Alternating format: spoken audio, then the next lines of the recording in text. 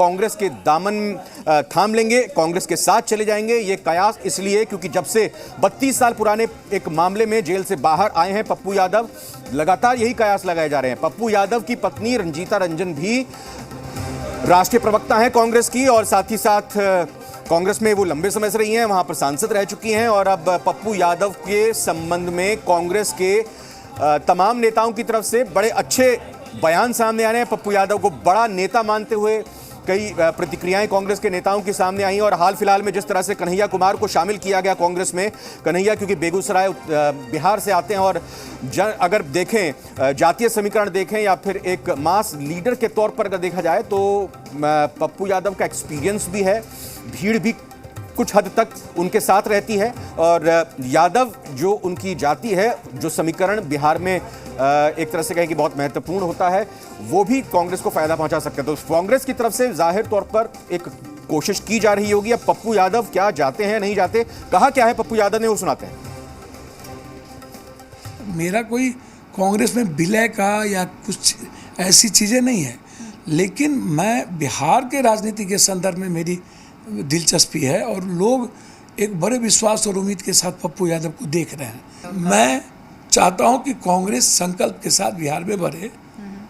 मेरी सहयोग की ज़रूरत कांग्रेस को नहीं पड़ेगी, लेकिन मैं कांग्रेस के सहयोग के लिए खड़ा रहूँगा। हमारी पार्टी कांग्रेस के साथ निश्चित रूप से प्रयास करेगी कि यदि वो इन बीजेपी और बीजेपी की बी टीम से अलग होकर के बिहार बचाने और बिहार के निर्माण के लिए आगे आएंगे। जो लोकल कांग्रेसी कुछ लोग हैं जो नहीं चाहते हैं, तो नेतृत्व को, राष्ट्रीय नेतृत्व को यह यदि संकल्प के साथ लिया तो पप्पू यादव उस विचारधारा के साथ। कांग्रेस को आदत पड़ गई है बैसाखी से चलने की। न उनको अपने नेता पर विश्वास है, न उनको अपने विचार और सिद्धांत पर विश्वास है। तो जो सिद्धांत विहीन, नेतृत्व विहीन पार्टी के कई बड़े नेता कह चुके हैं कि हमारा राष्ट्रीय अध्यक्ष कौन है यही हम लोग नहीं जानते हैं। तो इसका मतलब है कि पूरी तरह से दिशा विहीन, नेतृत्व विहीन कांग्रेस है। तो कहीं कहीं जिसको मौका मिल रहा है उसके बैसाखी से आगे एक कदम चलना चाहती है, लेकिन उससे चुनाव के सेहत पर कोई असर नहीं पड़ने वाला है। खुद जो हताशा और निराशा में है वो क्या कांग्रेस की नैया को पार लगाएगा। हाँ, कांग्रेस की नैया डूबना तय है। कांग्रेस देखिए अपने गिरेबान में उसको झांकना चाहिए, अपने कमियों को दूर करना चाहिए। अपने संगठन को मजबूत करने के बजाय दूसरे भाड़े लोगों पर उसका ध्यान अगर जा रहा है, जिसके बारे में पहले से उसको मालूम है कि पप्पू यादव जी एनडीए के बी टीम के रूप में हमेशा काम करते रहे हैं। आज भी देख लीजिए, नीतीश कुमार जी का जब चुनाव का समय आया तो पप्पू यादव को जेल से बाहर निकलवा दिया। कल कोई केस इतना पुराना 37 साल पुराना केस में कल जेल में भेज दिया गया था। तो इसलिए पप्पू यादव भी इसको समझते हैं, और अब मतदाता जो बिहार की है वह भी समझने लगी है। अब कांग्रेस को भी समझने की ज़रूरत है।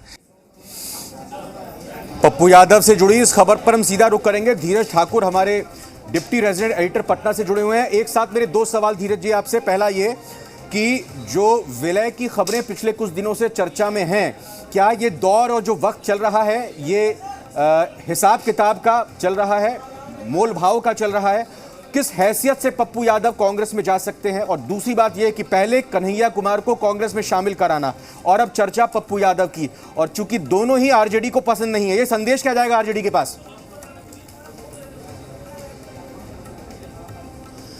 बिल्कुल आपने सही कहा रविंद्र कि बिल्कुल जो कन्हैया कुमार को शामिल कराने के बाद क्या स्थिति हुई है ये सबके सामने है। कहा जाता है कि कन्हैया कुमार जब से शामिल हुए हैं उसके बाद से तेजस्वी यादव कहीं ना कहीं उससे नाराज़ हैं, और इसलिए इसका परिणाम जो है वो उपचुनाव में देखने को मिला, जहां पर कांग्रेस से बिना बात किए हुए, बिना महागठबंधन से बात किए हुए आरजेडी ने दोनों सीट पर अपने उम्मीदवार उतार दिया, और कांग्रेस नाराज़ होकर के भी दोनों सीट पर उतार दिया। अब पप्पू यादव की बात है। पप्पू यादव की पत्नी रंजीत रंजन काफ़ी दिनों से कांग्रेस में है, कांग्रेस की सांसद रही हैं, और कहीं ना कहीं वहीं मध्यस्थता कर रही हैं इस बात को लेकर के। उन्होंने ये भी कहा है कि वो मध्यस्थता की भूमिका निभा सकती हैं कांग्रेस आलाकमान और प्लस जो पप्पू यादव हैं, ये इनकी क्या डिमांड है और उनका वो क्या चाहते हैं कांग्रेस के लोग इस पर बातचीत हो सकती है। और साथ में ये आज की बात नहीं है, पिछले कई जो मुझे पता है वो करीब 1 महीने से इस पर बातचीत कहीं ना कहीं चल रही है।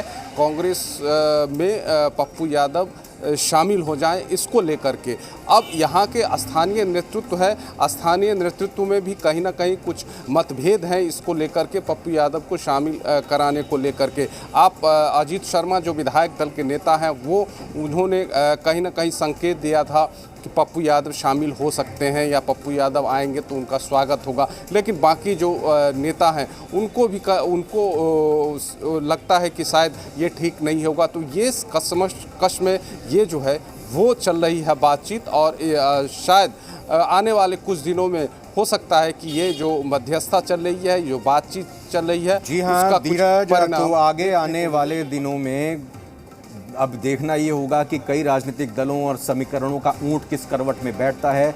इस वक्त बहुत ज़्यादा हैपनिंग हो रही है। अब देखना होगा कि आगे उपचुनाव से पहले होता है, उपचुनाव के बाद होता है, जो आगामी उत्तर प्रदेश के विधानसभा चुनाव हो रहे हैं उनके बाद होता है। बहुत बहुत धन्यवाद।